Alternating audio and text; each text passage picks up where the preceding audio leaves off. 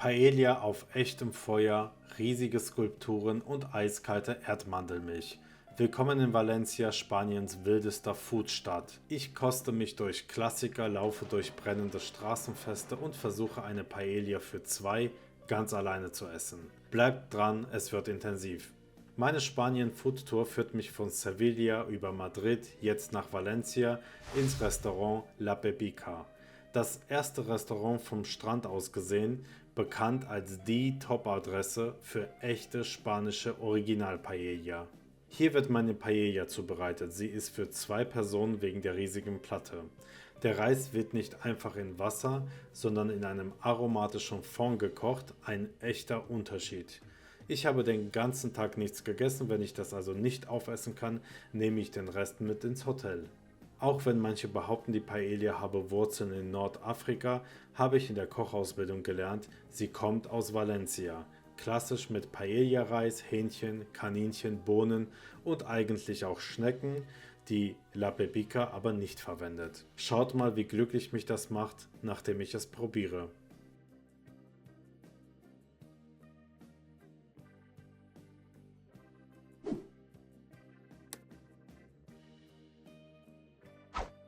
Beim Spaziergang durch Valencia entdecke ich zufällig den Manchego-Käse, ein Punkt auf meiner kulinarischen Checkliste. Er stammt von der Schafsrasse Manchega und ist typisch spanisch.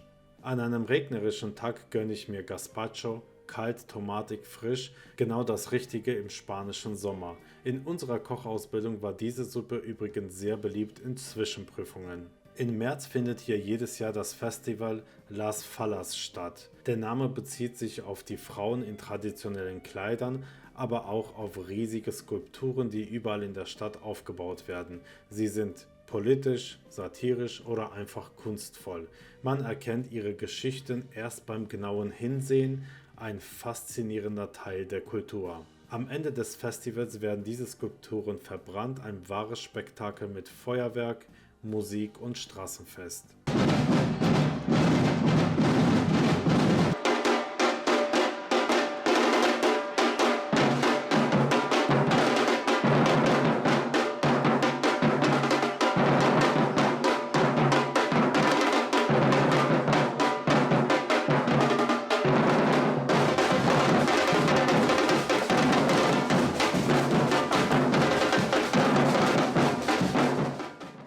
Aus diesen Erdmandeln entsteht das valencianische Kultgetränk Horchata de Chufa. Es gibt sogar einige Horchaterias dafür. Ich teste eine der bekanntesten Horchaterias. Klassisch genießt man Horchata mit Fartons, ungefüllte zuckrige Gebäckstangen, die man eintunkt. Ich probiere es und ich liebe es. Später besuche ich einen Ort, wo Paella draußen auf echtem Feuer von vielen Menschen gleichzeitig gekocht wird.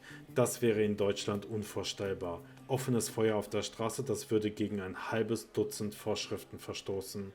Hier gibt es alle Varianten. Fisch, Kaninchen, Schnecken, Rind, Schwein.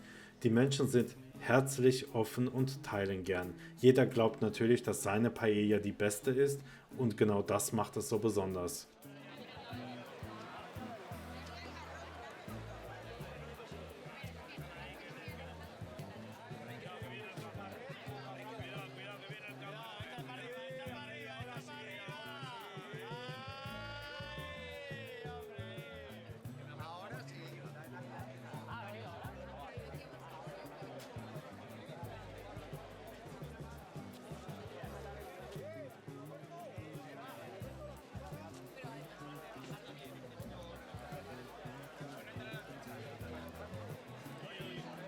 Später am Abend probiere ich noch ein Biryani in einem indischen Restaurant, weil ich wissen will, wie mein Lieblingsgericht hier zubereitet wird. Am nächsten Morgen verlasse ich Valencia, für mich die schönste Stadt Spaniens, und fahre weiter nach Barcelona oder Barcelona.